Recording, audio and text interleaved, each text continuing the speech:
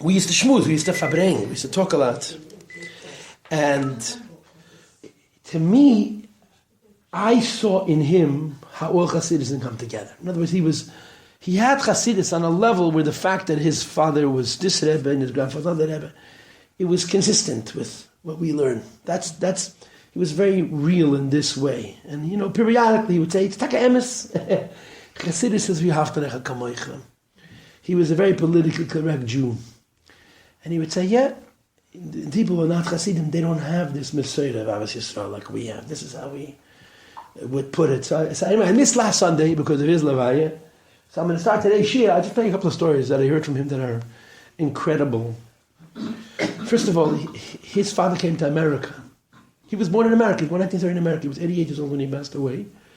His father came to America with his grandfather, I just found out.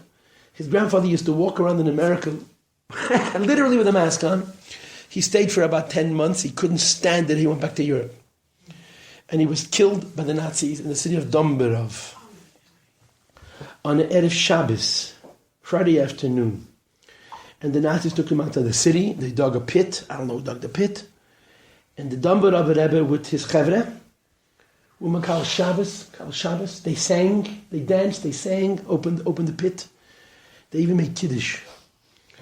And the Nazis waited for them to finish. And he asked the Nazis that him and his son should be buried separate.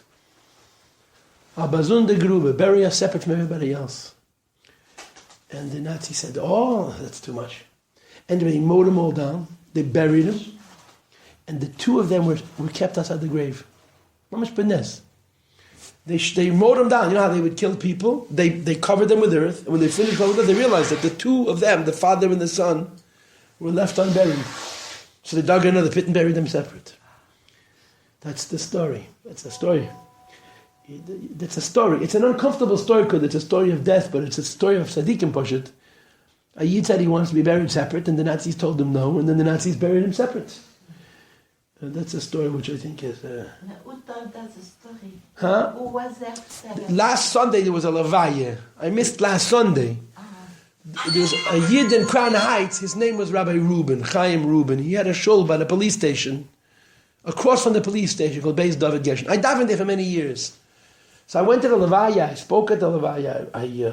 I went to be Menachem Ovel.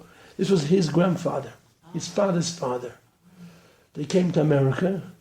There's a connection to the Rebbe.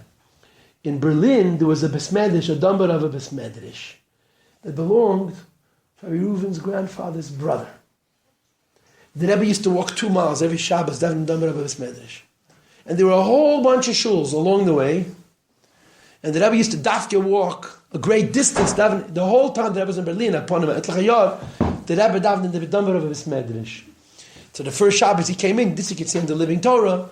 So they gave him an aliyah, because a lot of fremde Fliegen reingehen, and a young man came in, they didn't know who he was, they gave him an aliyah, his name was Nachum Mendel ben Levi Yitzchak, and he gave 2 marks, which was a lot of money apparently, 2 marks, a lot of money. The Dumber Rabbi Rebbe had a minig that Thursday night before Shabbos he would look over the receipts from the preceding Shabbos. He looks over the receipt, he sees Menachem Mendel ben Levi Yitzchak Schneerson, 2 marks. So he says to his Gabbai, I don't understand, this is a Rebbe Mishpachas Schneerson, how come you didn't tell me about it? Bottom line is, the following Shabbos the Rebbe came in again, and the Gabbai introduced him to the Rebbe, he took the Rebbe upstairs, and he told the Rebbe at that time, anything you need to come and you'll ask. The Rebbe davened in his shul, I think the whole time he was in Berlin, Shabbos morning he would walk to daven by him. His son came to the Rebbe for $. And they got online for $. When they came over to the Rebbe, he said to the Rebbe, I am the son of the Domber Rebbe from Berlin. So the Rebbe tells him, Du hast nicht gekannt dein Tat. You didn't know who your father was. And he had known his father well. It wasn't like he didn't know his father. The Rebbe told him, you don't know who your father was, which is it's a compliment. And then he was walking away already. The Rebbe gave $1 to a few more people, and then the Rebbe called him back and gave him a $2. You know, all the miracle stuff happened, but the Rebbe called you back the second time. That's how it was by the Rebbe. You said, well, you watch dollars?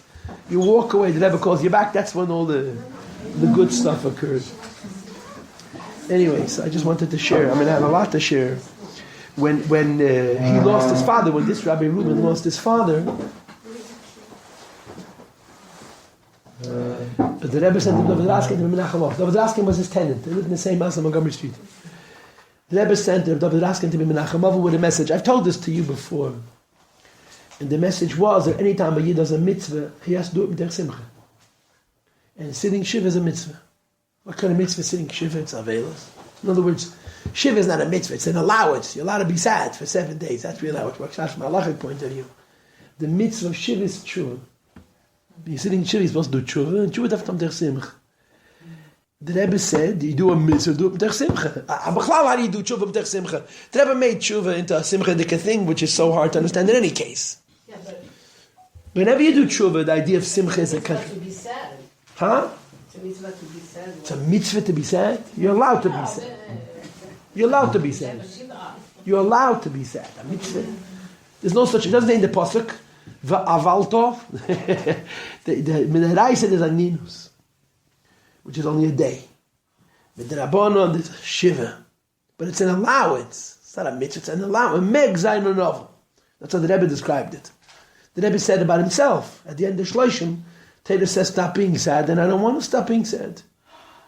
There's a tape of the Rebbe, I made it for the Rebbe said, the Rebbe answered, Zeis chukas ha-Teire, that sometimes you have to do mitzvahs with Kabbalah Sel. Taylor says, stop avelis. One more story I'll tell you about him when the Rebbe, his father was dying kipshuta. He was in the hospital, and he was on a cardiogram, and the numbers were dropping. He has no pulse, kimat. He ran out of the room, and he called Rabbi Groner. It was a few minutes before mincha, it was like 10 to 3. And he called the label, he says, label, my father is expiring. Can you go into the Rebbe now? He says, label, wait on the phone. He went into the Rebbe, and he came out a minute later. Label came out, and he says, the Rebbe got ultrasound, okay. It'll all be good. He says, you don't understand. He does. So label screamed at just get off. You called me. I went into the Rebbe. The Rebbe's back. Anyway, he starts walking back to his father's room, and he's screaming. What the screaming? He went back. And he lived, I think, 7 more months. Anes Gully. The guy was expiring. And I gave him an extension. Anyway, he was a beautiful Jew. So last Sunday was his... Okay, Rabbi Sai, we're the end of Perek Dalet. We're the end of Perek Dalet of Tanya. I wanted to just share some stories, and I missed last Sunday, and I wanted to share. I used to go into that shul. I davened in that shul for many years. And every Friday night in the Shabbos afternoon, after davening, he would schmooze. He would tell me all my stories that I know from non-Chabad sources I heard from him. He was a Merendik about Maiseh. But to me, he was a Chassidish Yid. When I say Chassidish Yid, he didn't have a shtreimel. But the Nekuda of Chassidus you saw by him. You saw by him the tradition of goodness and optimism. He was a chassid. He was not a Lubavitcher, but he was a chassid. He had the emes, I think, the emes of Chassidus. I think. And you don't see that anymore, you don't see that. The Chassidish brand you almost don't see. So many Chassidus have become the uniform, he was at Ois. Last Sunday I missed last Sunday. I didn't come because I had a lavaya. The Yid who passed away was a Rav in Crown Heights. You know where the police station is? Yeah. Across the police station there's an Ashkenaz shul. It's called Beis David Gersh. He was the Rav there for many, many, many years. If I thought that I can daven, and I davened there. He was a Galatiani, Chaim Reuben at the Geis. He lived in Montgomery. He was David Raskin's landlord. They lived in the same house. The Rebbe David Raskin. And he was a Dafke Nishka Lubavitcher. His father told him, you have your own derech not to let Chabad influence you, and he was very careful about that. But he had a certain Nekudas emes. I felt, in my life, I've met non-Lubavitchers who had the genuine Chassidus. I met more than one. Not a lot, but I met Yidden. Chassidish Yidden, But the Chassidish Yid is humble. A Chassidish Yid is loving and kind. And a Chassidish Yid is full of fire and full of Yerushalayim, full of Torah. He had those characteristics. Most people have all these walls, And the Emes Chassid has no walls. He didn't have walls. In a way, he had a lot of walls. But on the other hand, he had no walls at all. Anyway, I liked him, he liked me. That's nice. So I wanted to share, I wanted to be sagen, das Chus say, and Lil Nishma say, and as a tashlumin for last Sunday. I mean, I canceled the last minute.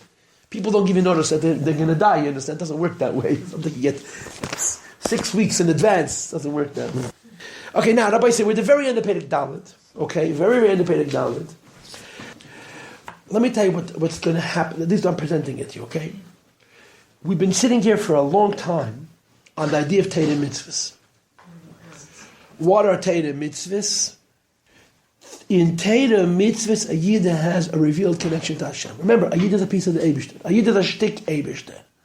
A Yid is a piece of Hashem. But the piece of Hashem that's a Yid is covered. It's hidden. So a Yid needs Yiddishkeit, needs Torah mitzvahs, first of all, to connect him to Hashem. And ultimately, second of all, to reveal to a Yid what a Yid is. Torah mitzvahs help a Yid connect to Hashem, and they help a Yid find the innate, the inner connection that a Yid has with the Eibishter mitzad the neshama. That's what it's about, right? So in Torah mitzvahs you have Hashem. The Alter Rebbe brings this idea that in Torah mitzvahs you have Hashem, and his source is the Zohar. That the Zohar says,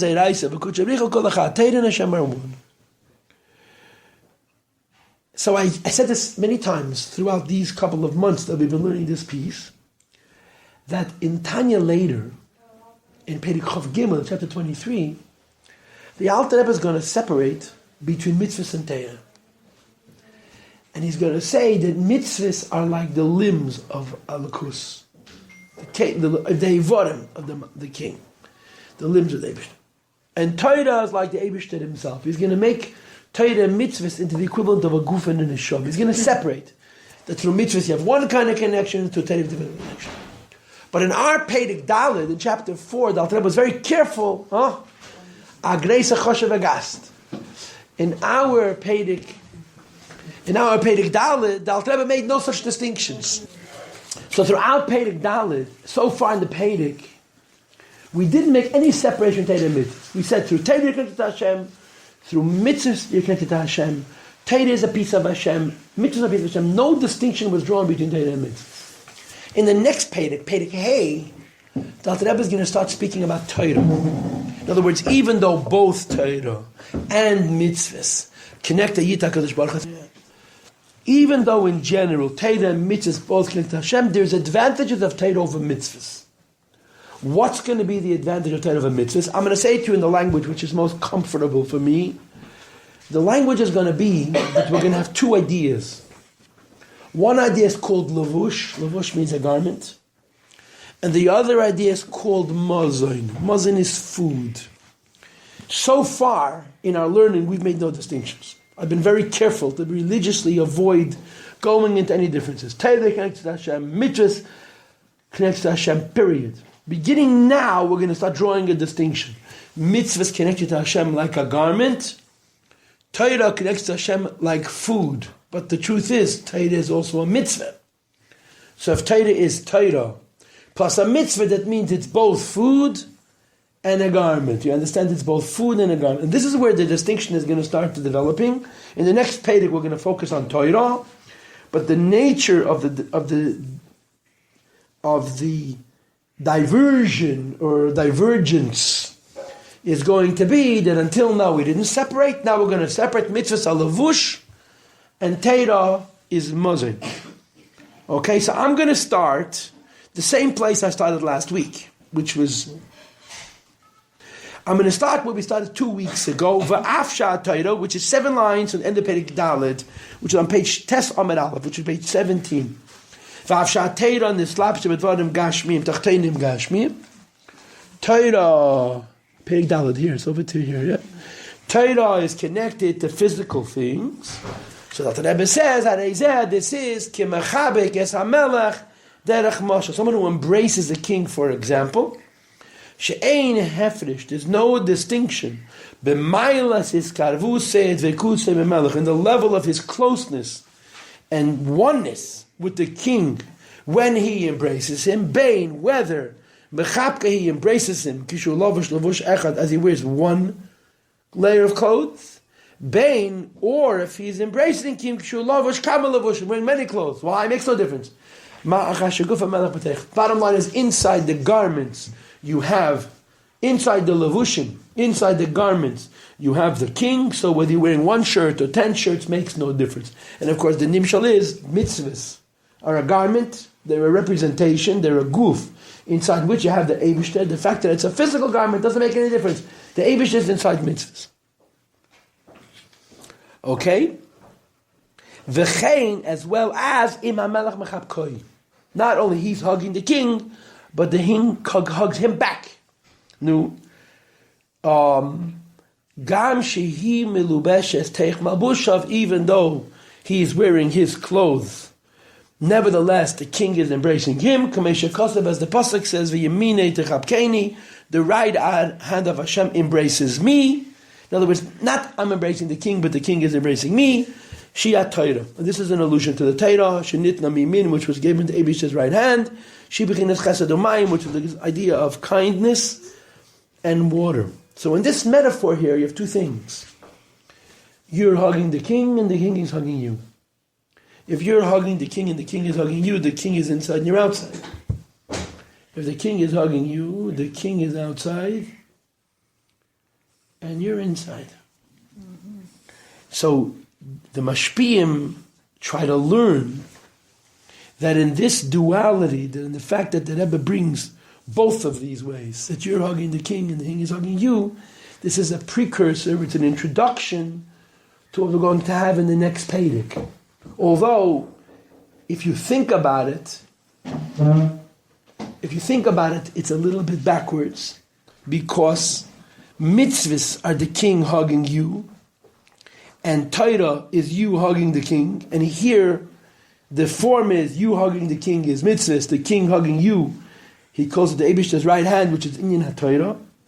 But they see in the duality of you hugging a king and a king hugging you, introduction to an understanding of what Torah has that mitzvahs don't have. Now, and that was abstract. I will concede that it was abstract. I want to talk about it, but I want to talk about it not by continuing with the thought. I want to change the subject on you and talk about a different idea, okay? I'm going to share with you a piece of Kabbalah history, okay? I'll talk about it a little bit. There was a Yid whose name, this isn't Kabbalah's farm, Yechanan Kain Gadol. I've heard of Yechanan Kain Gadol, yeah. Yechanan Kain Gadol was a tzaddik who lived his whole life as a tzaddik. He was a Kain Gadol. He went into the Kodesh HaKadoshim. There are actually people who hold that Bimei Matisyahu ben Yechanan Kain Gadol, that we're going to say tonight in Ma'ariv. Matisyahu, from the story of Chanukah, was the son of Yechanan Kain Gadol. We're not sure which Yechanan Kain Gadol is the Yechanan Kain Gadol I'm talking about. There are some people who hold that it's the same Yechanan Kain Gadol, although there's problems. The Gemara says, in the Man Ba'ishay, in the time of the second Beis HaMikdash, there were, I think, 280 Kohanim Gedolim. The whole second Beis HaMikdash is 420 years. 280 Kohanim, the life expectancy is about a year and a half. Why? Because they used to buy the Kohuna Gedolah, they would pay for it, they would purchase it, and they were not Roi, so they would go into the Holy of Holies and they would die. They wouldn't die in the Holy of Holies, but they wouldn't survive the year to go in a second time. To die in the Kodesh HaKadoshim, you have to be, it's a Leina Madrege. They would pass away, and they knew that they would pass away. It was worth it for them. They got the opportunity. But there were certain kind of who had longevity. For example, Shimon HaTzadik was 40 years. And Yechanan Kain Gadol was 80. 80 years. So he was a fine Jew, yeah? So the Chazal say about Yechanan Kain Gadol, Shimish Shmeinim Shana, he served 80 years in the Beis HaMikdash, V'nasat Stuki. He became a seducer, became a heretic. He denied Teresh Baal Peh. Which doesn't make any sense. In the time of the second Beis HaMikdash, the Kohanim Gedolim were not righteous, they died. This fellow was a tzaddik. He lasted 80 years, and at the end of his life, he becomes an apokedus. So there's a moirindike chassidische word, because it's such a richtige word. It's a moirindike chassidische word. The word is, Shimish Pei Shana, 80 years, he went to the Kedrich Kedoshim, V'nasat Stuki, geworden bei sich gerecht. He became a tzaddik in his own eyes. he became perfect. He became in his own mind uncorruptible. And no, the Chazal say, Al tamin ba'atzmach ad yei moisach. Don't believe in yourself to the day of death. We even have a shaila in Rashi and Chumash. Why Yankov Avinu?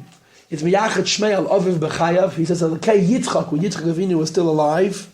And part of the answer is that Yitzchak was already blind and he couldn't see. And the Chazal say that a blind man has no Yetzer Hara and so on. But you don't accept, no one's a tzaddik till they can't do what there's no possibility to Averis. The person passes away, then they become a tzaddik. He served the Holy of Holies 10 years, v'nasa tzduki. In his own mind, he became a tzaddik, and that was the beginning of the end. You have in Kutus Omayin, Ma'amet Zayin Yuzayin, when a person is machzik tevel ha'atzmei, when a person says, look at me, I made it, that leads to the next step, which is matzdik is atzmei. He's self-righteous. He has excuses for his inexactitudes, and then he falls. So this how Yechen Ken Gadol became from a tzaddik to a tzduki. So God, he was being tied to Rosh. Now, if you're in such a high madrege, it's bad news, right? People like us, we're the lowest neshamas. Right? The good news is we can't hurt ourselves too bad. We're small neshamalach. We're in a much, much lower level. But they do a big neshamas. Anyway, so he went to Gehenna. He had a life full of Yiddishkeit. He went to Gehenna. There was another personality whose name was Ben Daya. The Ben Daya, the exact opposite life. He was a Rasha. The Gemara said Ben Daya, he didn't miss an Aveda. The Gemara says he never missed a chance to do an Aveda. And before he died, he did tshuva. And the description of the tshuva is fascinating. It's a Gemara in Aveda Zarah. It's a fascinating description. Because what the Gemara teaches, I have an arm, so I'll use it. The Gemara teaches is that tshuva is lonely. That's the message of the story. He asked for help. He decided, imagine you did your whole life Avedis, and then you wake up one day and say you want to do tshuva. So he asked for help. But he was apparently a big person, a big Rosh, a big person. He asked for help from spirits, from the heaven and from the earth and from the land and from the malachim. He asked for help. And every person, every being that he asked for help answered, if I'm going to do tshuva, I'll do tshuva of my own Avedis. And then they list what they need to correct. Everybody, no one's perfect. And everybody needs to fix. So when Elazar ben Adaya asked for help, they all said, if I'm going to return, if I'm going to fix inexactitude in the world, it'll be my own. So the Gemara finishes, Elazar ben Adaya came to the conclusion that no one's going to help you do tshuva. An Aveda is you do it in a chevra, yeah? Tshuva is a lonely affair. So he went, the Gemara went between two hills, put his head between his knees, and he cried until he died kipshuter. So the Gemara.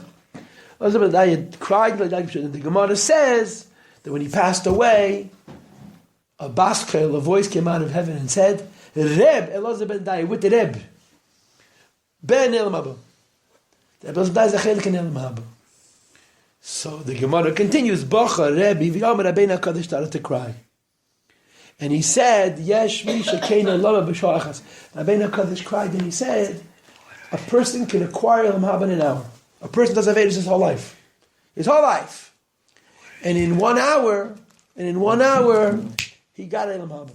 So it says in Kabbalah, the Kisvei Arizah, Elazar ben Adaya comes to Gan Eden, and he goes to Gan Eden. Why does he go to Gan Eden? He did tshuva, yeah? Elazar ben Adaya did the highest Gan Eden. Why? Because his Avedis became mitzvahs. A person expires from tshuva. Obviously, he did tshuva me'avarah. He did the highest levels of tshuva, which you can learn later on in chapter 7. L'chayra knew God. So it says in Kabbalah that wasn't had a problem. He had no mitzvahs. He had a lot of Avedis, which he corrected, no mitzvahs. So they gave Elazar ben Adaya the mitzvahs of Yechen Ken Gadol. That's what it says in Kabbalah's Svarim. Yechen Ken Gadol had a life full of mitzvahs. At the last minute he became a Rosha, and he went to Gehenna. Elazar ben Adaya's whole life was a Rosha. At the last minute he did tshuva. So Elazar ben Adaya needs the mitzvahs of Yechen Ken Gadol to get into Gan Eden. So the Welt fragt Akasha, if a person did Avedis and then does tshuva, there's different levels of tshuva, yeah? One level of tshuva is that an Aveda done on purpose becomes an Aveda done by accident. It's a lower level. A middle level of tshuva is that the tshuva erases your Avedas completely. You never did them. The highest kind of tshuva, the Avedas become mitzvahs. And there's no question that Rabbi Ben Adaya did the highest kind of tshuva, that Avedas become mitzvahs. So he had the best mitzvahs, he had better mitzvahs than anybody else. Because you make an Aveda into a mitzvah, it's even higher than a regular mitzvah. So why does the Rebbe Elazar Ben Adaya need the mitzvahs of Yechen and Ken Gadol? This is the question which is asked. And the answer that's given is as follows. When a person changes an Aveda into a mitzvah, he destroys the Aveda. He takes the energy of the Aveda, what we call in our language the light of the Aveda, the spirit of the Aveda, the neshama, the ruchnis of the Aveda. When the neshama sits in Gan Eden, it needs to have what's called levushim.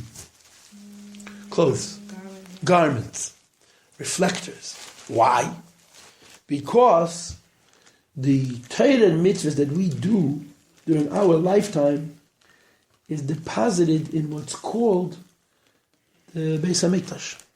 Just like there's a physical Beis HaMikdash, there's spiritual Batei Mikdash, and everywhere there's a Beis HaMikdash. But we're not allowed to go into the Beis HaMikdash. The only Beis HaMikdash we can enter is down here. In the Ilmus Al Yedim, nobody goes into the Beis HaMikdash. Beis HaMikdash has no doors. It only has windows. And the windows are backwards, or inside out. And the light shines outward. The Neshamis in Gan Eden are outside the Beis HaMikdash. No. So if you've never been in this world, and you've never done any mitzvahs, you have no clothes. If you have no clothes, you're living in a wonderful world, your whole life is learning and understanding a lakus, but you don't know what it is. Because you have no way to get godliness. If a neshama came down into this world and went back l'mayla, it has the garments of the mitzvahs that it performed. So the mitzvah itself goes into the Beis HaMikdash. But the garment of the mitzvah, the neshama keeps with itself. So the light shines from the Beis HaMikdash to the neshama.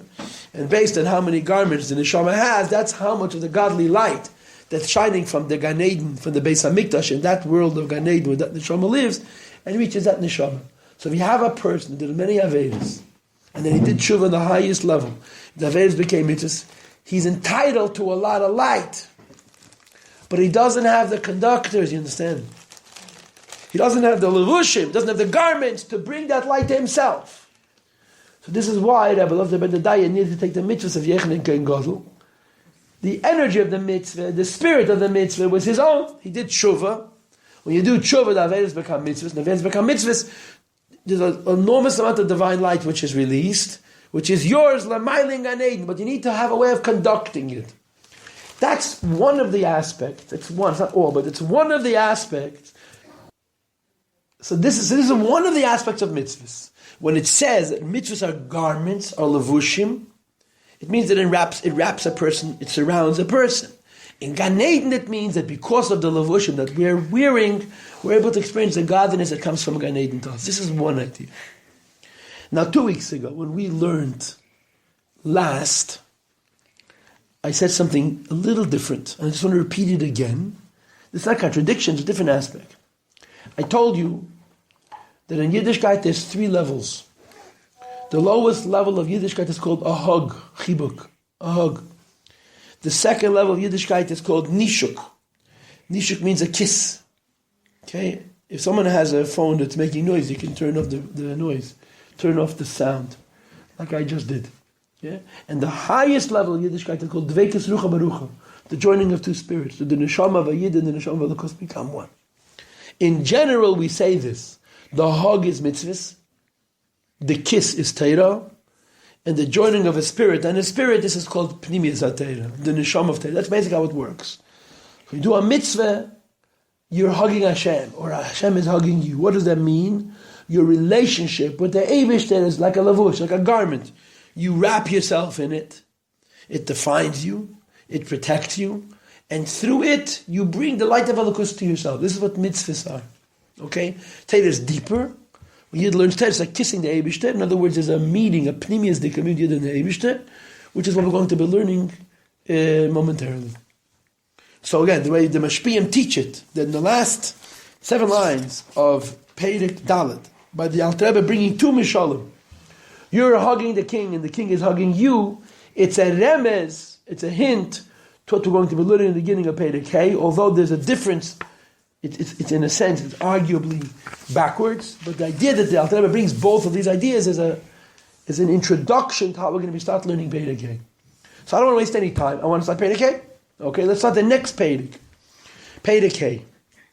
Uleteisves bir. I want to explain better. Be'er heiter, to explain further. Lashon tfisa she'amar Eliyahu. The word to grasp, which Eliyahu says, when Eliyahu uses the words leis machshava tfisa bach, there's no way to grasp Hashem, chulu, etc. Now Rabbi say, I want to explain to you what's going on here. And again, this is, if you're here every Sunday, this is familiar because we've gone over this so many times. Right? The Zohar says, leis machshava tfisa bechal. There's no thought or no vessel that can hold Hashem alone. That's the Lashon Hazeh. You can't have God. Why can't you have God? Because God is infinite and you're finite. God is plain and you have form. You hold by relating to the ktzavis, to the borders of something. Hashem has no borders, right? You can hold a table because it has edges. Hashem has no ktzavis. Hashem is unholdable. That's what it says, yeah. But in Chassidus, we have two suffixes to that statement, and we have to learn both of them this month because we learned the Maimir, right? One is leis machshava tfisa beiklal avol nitvas iu berusta deliba. There's no vessel that can hold Hashem, but he can be held with mesiras nefesh, with the will of the heart. And the other is from our Perek Dalet, my previous chapter. Leis machshava, there's no keli tfisa which can hold bein eibishchal whatsoever. Kiyim, unless kasha tfiso mislabeshes, when it's holding potato mitzvah. When you learn Torah and do mitzvahs, you're holding a Kadosh Baruch. So the Alter Rebbe starts Perek Hey with a question on a nuance. In other words, the kind of question that if the Alter Rebbe wouldn't ask it, you would say, don't be a nudge. I taught you something so exciting, don't pick on little details. Don't be a nudnik. Problem is, Alter Rebbe asks the question. So the Alter Rebbe asks the question, so instead of being a nudge and a nudnik, becomes a whole Perek in Tanya. You can't have Hashem. But you have Hashem, you do a mitzvah. It's an incredible idea. Amazing idea, no? Nicht das Hashem is unavailable. There's no way you can have Hashem. But in Torah and mitzvahs, you have the Eibishter, period. Amazing concept, is it not? Right? It's an amazing concept. So Zayah says there's no way to hold Hashem. And the Tanya says there's an exception to the rule.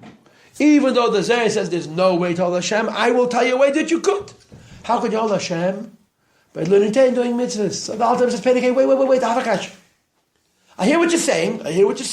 Right? Let's make believe. We yeshiva bacharim. I hear you. Yeah, yeshivish. But it's imprecise. Why? Because what did we just say? When you do a mitzvah, what happens? You have a garment that surrounds you. That's the Eibishter, correct? And we went on to say that this garment allows you to conduct, to get from the Tainug Elaki, which is in the Beis HaMikdash of the world in which your Neshama is in Gan Eden, and you receive Tainug HaSaga through the windows because you're wearing garments. So what's the Alter Rebbe's kasha? The Zohar's wording is that you hold him, and not that he's holding you. And according to the metaphor that mitzvahs are levushim, according to the metaphor that mitzvahs are garments, Hashem is holding you, you're not holding him. Hashem is surrounding you. Hashem is holding you. So again, if you and I were learning Tanya, let's say, and we didn't know what Perek Hey is about, and you learn Perek Dalet, and Alter Rebbe says in Perek Dalet, there's no way to have Hashem. And the next sentence, Alter Rebbe says, yeah, but there is a way to have Hashem. You can have Hashem to doing mitzvahs, right? You can have Hashem to doing mitzvahs. And then the student sitting in your class would hear you say this incredibly profound idea.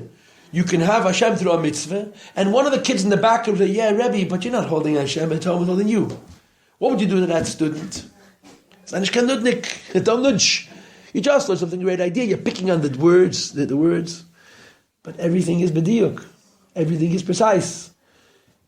On a basic level, it's not a question, but on a precise level, it's a question. How could the Zohar say there's no way to hold Hashem? And we follow that up by saying there is one way to hold Hashem. through Torah and mitzvahs, right? There's no way, what the Zohar should say, there's no way to hold Hashem, but there's one way to get Hashem to hold you. That would be more precise. There's no way to hold Hashem because Hashem is infinite and plain and you're finite and formed. But there's a way to get Hashem to embrace you through a mitzvah. Right? But the terminology, tfisa, gets the Alter Rebbe. Since the Alter Rebbe says, the Zohar says, there's no way to hold Hashem. And then he says, yeah, but there is one way to hold Hashem through Torah and mitzvahs. So he starts off Perek Hey by saying there's one impreciseness in the form. There's no way to hold Hashem. There's one way to hold Him. Through Torah and mitzvahs. Alter Rebbe starts a Perek Hey, he says, but it's not true. You're not holding Hashem, you're being held by Hashem. You understand? Yeah. Or in the language of the end of the previous Perek, this is the king hugging you, not you hugging the king. A garment, the alakus is around you. And you're inside of it, correct? So the Eibishter, the mitzvah is holding you, you're not holding him. But we had, at the end of the previous Perek, two mishalim. One is the king is embracing you, and the other is you're embracing the king. So the Alter Rebbe now picks on this in the beginning of Perek Hey. I understand that through Torah mitzvahs you become one with HaKadosh Baruch Hu, which is not available in any other way. How do you become one with HaKadosh Baruch Hu with the Torah mitzvahs? Because in the mitzvah you have the Eibishter, and in Torah you have the Eibishter. Whether you feel it or not, when you're doing a mitzvah and you're studying Torah, you have the Eibishter himself. But why the word tfisa? The word tfisa connotes that we have Eibishter inside of us, rather than being enwrapped and being enclosed with a lakus. This is the question that disturbs the Alter Rebbe. And his answer is going to be Torah. That it's true that through mitzvahs Hashem holds you, but the idea that there's a way that not only Hashem holds you, but that you hold Hashem, the answer to that question is Torah. Am I being clear? Am I being? I'm saying too many words. So klar was ich sage, yeah, it's clear. So let's continue to read. Okay. So there was a hini. I want to answer the question. You're picking on a nuance. Yeah, we're learning such a wonderful idea, and you decide to pick on a little detail. You're saying that anytime you learn Torah and do a mitzvah, you're warming out some hos. But you're picking on the word tfisa. Sometimes, okay, I'll be patient, and I'll be a malamed, and I'll explain this to you also. And he gives an example. Kol seichel, when a person learns an idea, right? What's the nature of ideas? Ideas are metaphysical things. Ideas are spiritual things. The nature of metaphysical ideas, the nature of spiritual things, is that they're fluid, right? What's the laws of hydrodynamics? I know as much about hydrodynamics as I know about thermodynamics. I didn't know much about thermodynamics, know about hydrodynamics, but there's a whole science, there's a whole technology built around hydrodynamics. There's a word for it, I don't know at the moment what it is, but the nekuda is when you use water, so all the parts of the water are connected. They're a continuum. They're fluid. They work as a unit. There's a word for it. Hydraulics. Hydraulics is a technology built on hydrodynamics. The laws of how water molecules bond is the basis for a physical force. Hydraulics means a force. It can lift up very heavy weights. And you can lift up much heavier things with much less energy because of the laws of hydrodynamics. Water operates as a unit. It doesn't operate as individual pieces. It becomes one. So now, the principle of a fluid is that if the nature of a fluid is that I'm touching one piece of the water, I'm connected to all of it. So no matter where I am, I'm connected to much more than I'm connected to. Ideas are fluid. Seichel is fluid. What does seichel mean? Fluid mean that no matter what idea I am learning, the ideas that I'm not learning are connected to that I am learning. Why?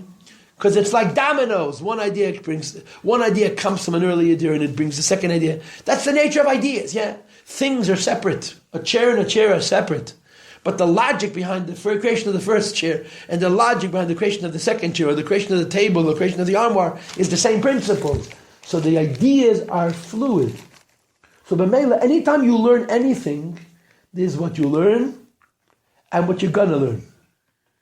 And what you're going to learn is connected to what you're learning. And if what you're going to learn is connected to what you're learning in an indirect way, even what you don't know, you're approaching knowing. Let's read. Hine. Kol seichel, any idea, and I like to translate the word seichel precisely. Seichel is chokhmah. Okay, and therefore seichel is intuition.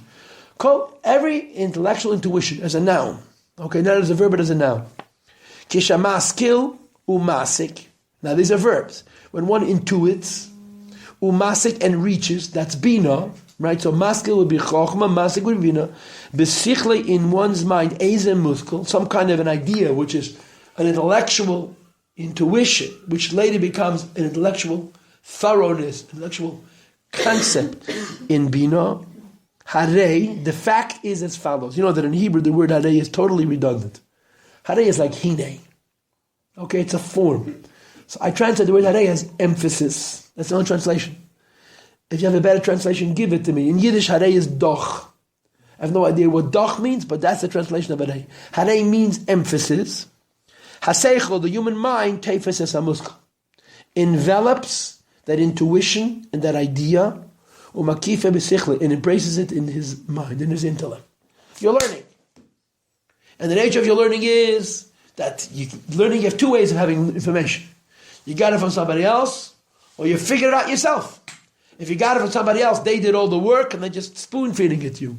If you figure it out yourself, you're doing all the work, so you have a haskala, which is chokhmah, and after the haskala you have hasaga, which is bina, and your brain envelops it. But what is the nature of ideas?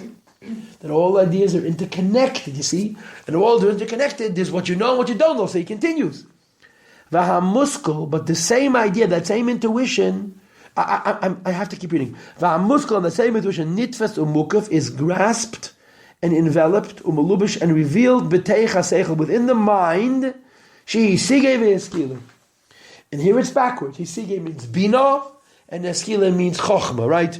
2 lines before, it said maskil umasik, chokhmah, bina. And then 3 lines later, it says hisigei ve'eskila, which means bina and then chokhmah. There's actually letters in the Friedrich Rebbe where he analyzes every one of these words and the repetition and the change of order, but this is not at all in our realm. But there's a vagam, there's a second point. And what's the second point? Haseichel, the human mind, Milubash, is enclosed within the muskal, in the idea that one understands, Bisha'a shemasige, when one reaches it intellectually, which is bina, v'toisai, and grasps it, which is also bina, besichli, in one's mind. Stop right there. What is the Alter Rebbe describing? He describes a duality. Anytime you hold an idea, the idea holds you. Anytime you hold a concept, the concept holds you. That's what he says. Doesn't explain, he states. Now, I went to Cheder, Baruch Hashem, and I had Malamdim, and this is, I remember learning this in Cheder. I remember the Malamdim sitting on this and talking about this and talking about this, and they were done talking, I still didn't understand. So I'm going to tell you what they told me, and then I'm going to finish talking. You also won't understand. There's the part of the idea that you understand already, and there's part of the idea which you yet to understand. And it never finishes. So there's always the part of the idea that you understand and the part of the idea that you've yet to understand. The part of the idea you understand already you hold, and the part of the idea you don't understand yet holds you. So the terminology is makif and mukif. You're surrounding and being surrounded simultaneously. You're holding and being held. You follow? But this is true of ideas. It's not true of shirts. A shirt, either you wear it or you eat it up and you swallow it. It's either inside or outside. An idea has this duality. You're holding it because of what you understand already. You're being held by it because of what you don't understand yet. Now remember, why is this whole issue coming up? This whole issue is coming up because the Alter Rebbe chooses to ask a question that if the Alter Rebbe, this is the kind of question the Rebbe would ask, you should know. That if the Alter Rebbe wouldn't ask it, you would say you're a nudnik. Yeah, a person learns Zayar. And the Zayar says you should know there's no way to have God. There's no way to hold God. First of all, that makes sense. Does it not? It makes sense, right? Like the Razag used to say, to know God, you got to be God. Correct? There's no way to have God. Then you find out that hundreds of years after the Zayar was written, along came a Yid, Zayar Zalman of Le'adi or Lozhne or whatever he was, and he wrote a book called Sefer Tanya Kaddish, which is the Teirish of Chassidus, of all of Chassidus, Chassidus HaKlos, Chassidus Chabad, Chassidus Chagas. And he wrote in his book that even though the Zayah says, Leis machshava tfisa beikal, there's no way to hold God, there's an exception. You can have him to Torah mitzvahs. So a Talmud is learning this stuff, and instead of saying, wow, what an amazing concept, he comes out, wait, I got a problem. What's my problem? Okay, I agree, the Alter Rebbe could say that even though the Zayah says there's no way to have Hashem, you can have Hashem through a mitzvah, but why the word to grasp?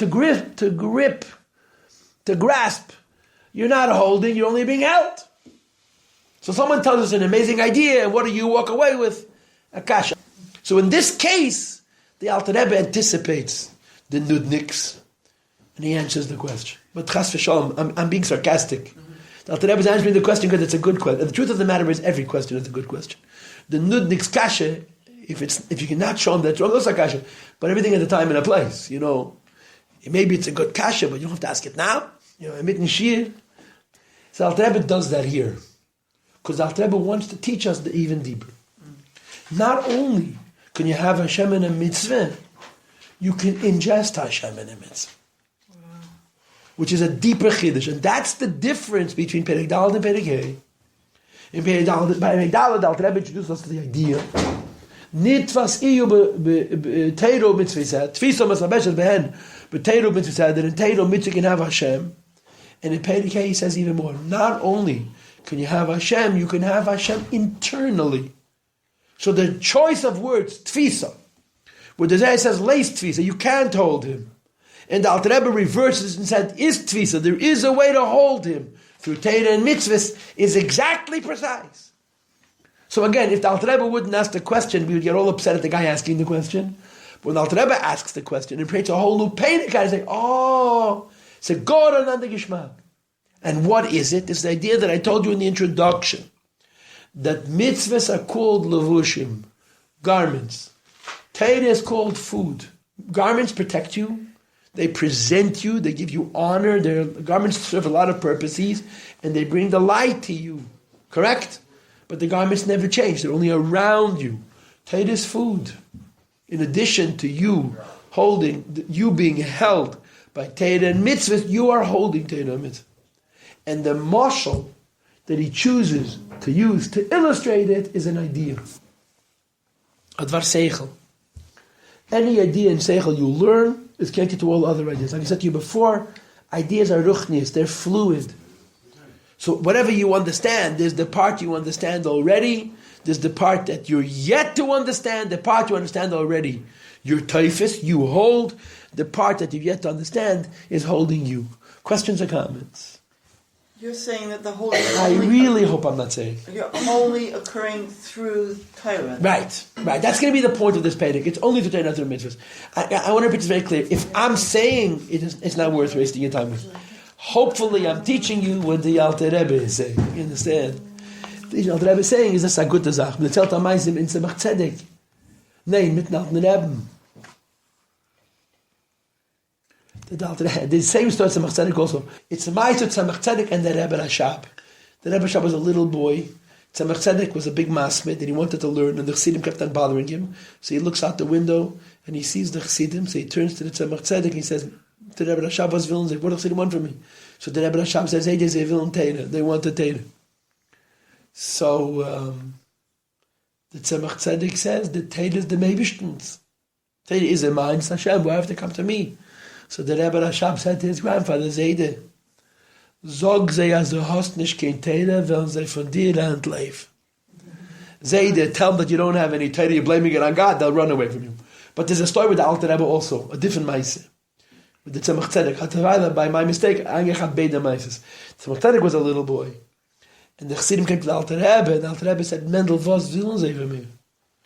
So the Tzemach Tzedek says, they will know Torah. So the Alter Rebbe said the same thing. Torah the Meibishten, so it come to me for. So the Tzemach Tzedek said, they will not hear him, so gehört in Mizrich. They want to hear what you learned from your Rebbe. Hat the Alter Rebbe gesagt, ey, bei sie will ich sagen und sagen. If that's the case, I can talk forever. Ey, bei sie will ich sagen und sagen. He asked them, why are they coming? He says, they came for Torah. It's Torah Lashem. Meibishten. It's a Torah for my Rebbe. The two stories are really two sides of a coin. It's the same story, the person who answers the question in the first story is asking the question in the second story, verstehst? And the answer is, yeah, it's talking to Eibishter's Teira, and Eibishter gave it to you, so you can give it to other people. Okay, so this is how Teira works. Teira, you. So again, as I started to say, if you, I really hope I'm saying nothing. I want to, whatever I say, Teignish. The Alter Rebbe says in Tanya. Let's keep reading, okay? Can I read a little bit with the Ramachar, for example? When a person understands and reaches. Now, girls, both the words mavin and masik are both bina terms. Okay, there's stages in understanding. Mavin means to understand. Hasaga means to reach. I would argue that in common sense, first comes hasaga, then comes the one. First you reach an idea and then you process it. So why to say mavin before masik? It's one of the pieces of homework that we're not going to do. Eze halach, any law, the Mishnah or the Gemara, in the Mishnah or the Gemara, la shura al burya, to have an understanding of that halacha that is thorough and that is comprehensive. Hare, emphasis. Hare, emphasis. That's my taich. Sichle, your mind, tefes umakiv es, is grasping and embracing it. But v'gam sichle melubash bo, your mind is also being held by it.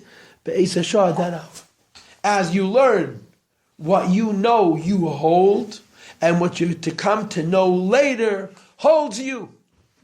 Only in ideas you have this kind of a duality. So he continues, you should know this shtikel Teira, which you're holding and being held by, is Atzimus and Mosai Tzavah, what's the Eibishter himself. Halacha zu this halacha. He chachmasei u'reteinei shel HaKadosh Baruch Hu. It's the wisdom of HaKadosh Baruch Hu, and it's the will of HaKadosh Baruch Hu. Now, in later piece of Tanya, which is called Sha'ar HaYichud Ve'emunah, the Alter Rebbe is going to dedicate 3 chapters that nobody can figure out. I can't figure them out either, but I'm talking about them. How can you talk about a chapter you haven't figured out? That's a special genius. Chabad B'Yerusha. I told you, Mrs. Minkwitz once said to me, Dain said, ich kann jedem geben zu verstehen, was ich verstehe allein nicht. So I'm relying on that tradition. The Alter Rebbe says in chapters 8, 9, and 10, whatever the philosophy is, the wisdom of Hashem and Hashem are one. The will of Hashem and Hashem are one. We talked about this in the previous Perek at length. Now we're going to speak Bekitzer. So this halach is the wisdom of Hashem, which means it's Hashem. This halach is the will of Hashem, which means it's Hashem. Sha'Allah b'ritzene, enter into the divine will. Shekashiyit enuvin kach v'kach derech Moshe. We're going to say this argument in a court of law, for example. V'shimon kach v'kach, and Shimon is going to say the opposite, for example. Yi ha'psak beinayim, the verdict between them is going to be, I'm on Tes Amud Beis now, it goes on page 18, and I am 3 lines from the top of the page. Kach v'kach, such. That's Teira. Right? Teira on many levels. In Gan Eden, they're not talking about Reuben and Shimon arguing over a chicken or a goat or a cow. In Gan Eden, they're talking about Nitzutze Gedusha, sparks of holiness and godliness, exalted, lofty things. But whatever Teira you're learning on the metaphysical levels, on the mystical levels, on the physical levels, says the Rebbe, Va'af and even im lo hoya v'lo yiya hadavar hazeh. This particular question, halacha, is never going to come through. It's never going to happen. I don't know if you're familiar with this, but just a few days ago, we finished the Tanya. Remember that? Yeah. And we're all very happy to start over. When people finish the Tanya, there's an incredible simcha. Why? Not because they finished, because they get to start from the beginning again. At the end, what can I tell you, right? The end of the Tanya, you have a few paragraphs that are very difficult to understand, right? One of them is Lahavan Yinyan halachas. And there's a whole bunch of halachas that are never going to happen. It's 2 pages, like Pigol and the Sfeikis by Meiser Behemoth, such weird, obscure cases. And Alter Rebbe says, what are these halachas doing in Chazal? They're never going to happen. Then the next paragraph is David's Midas Kodesh Lahu, and then the next, which is 2 days of Chitas. Then after that you have Utztoka Kenachal Eisa, then you have Hina Teva Shmua, then the last shtickle is Echayach Dechia. Those are the last 3 shtickle Achtanim. So I guess it's the 5th from the end, is this Lahavan in halachas. You have Torah that talks about questions in halacha that are never going to happen. And in that Igeres HaKodesh, the Alter Rebbe says that any idea in Torah that was ever expounded by the Chachamim, there's a man who's known in the Gemara as a Nudnik. They don't call him a Nudnik. And it's a chutz with me to call him a Nudnik. But his name is Rabbi Yirmiyah. They kicked him out of the Medrash. Why? He used to ask questions that are so obscure and so irrelevant. It happened in more than one place in Shas. Boy, Rabbi Yirmiyah had a habit of asking irrelevant questions. And what if, and what if, and what if? I once heard that Rabbi Hirschsprung make a siyam Rambam. So he mentioned this Rabbi Yirmiyah that he used to ask questions, and they kicked him. At one point, they kick him out of the base of Medrash for being a nudnik. Later on, they bring him back into the yeshiva because they need his help with a complicated question. So the shaila is how much time was between he left the yeshiva and he came back in. So he answered, depends. If he learned in a Chassidish yeshiva, or they learned 10 blat a week, it was a couple of days. The Litvish yeshiva was a few years to let him back in because they said on one page forever. This was Rabbi Hirschsprung's sense of humor. But the BM used to ask all of these obscure questions, totally likely of them happening. So Alter Rebbe says in Tanya that any idea in Torah which was analyzed, opened up, and discussed is a birur. There's a klipa against it in Elam Hazeh. Alter Rebbe questions whether you have such a thing in klipas nega or only shoshka with meis lagamri. Everything you have in spirit, you have in material, and everything you have in material, you have in spiritual. So sometimes you have a shaila in halacha that happens in the physical world, so people have to actually do it. What about those questions that Chachamim dealt with that never happen? So the Torah itself corrects the klipa that is parallel to this suffix, that is parallel to this question, simple by people learning. So here the Alter Rebbe brings it there. That's never going to happen. Lo'ilam ever. But to come to a judgment in a court. For these complaints and these demands. So I added in here this word from David's from Lahavanina Alachis, that this is already a bidder in Vel, just learning them. Mekomaka makes no difference. Since the Eibishter's will and Eibishter's wisdom. Now remember what I tell you a few minutes ago. Hashem and His will are one. Hashem and His wisdom are one. So saying that this is the Eibishter's will and saying this is the Eibishter's wisdom is tantamount to saying. It's the same thing as saying this is the Eibishter himself. The Eibishter himself wants. Shem yitin zekach v'zekach yiyapsakach. That if one is going to say this and the other is going to say that, the halacha is going to be whatever it is. So when you study Torah, Hare, emphasis, Kisha Adam Yedeyo Masik B'Sichli. When a person knows and reaches in his mind, Psak Zeh, an understanding of this verdict, Ka'alacha Arucha, law which has been organized and arranged by Mishnah Gemara Paskim, in the Mishnah, the Gemara, and the Shulchan Aruch, Hare, emphasis, Zeh, this person, Masig is reaching, V'toifis and holding, Umakif and embracing, enveloping, B'sichle in his mind, the Tzeinei v'chachmas Eshal HaKadosh Baruch Hu, the will of Hashem and the wisdom of Hashem. Now one question test. What did I tell you about the will of Hashem and what did I tell you about the wisdom of Hashem? Who the Tzeinei Echad?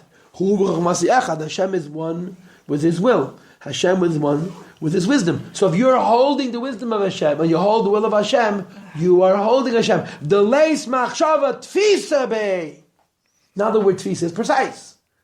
Correct? In the previous pedic, the word tfisa was imprecise because in the previous pedic we're dealing with garments. We know that there's no way to hold Hashem. Why can't I hold Hashem? Because it's imminent playing.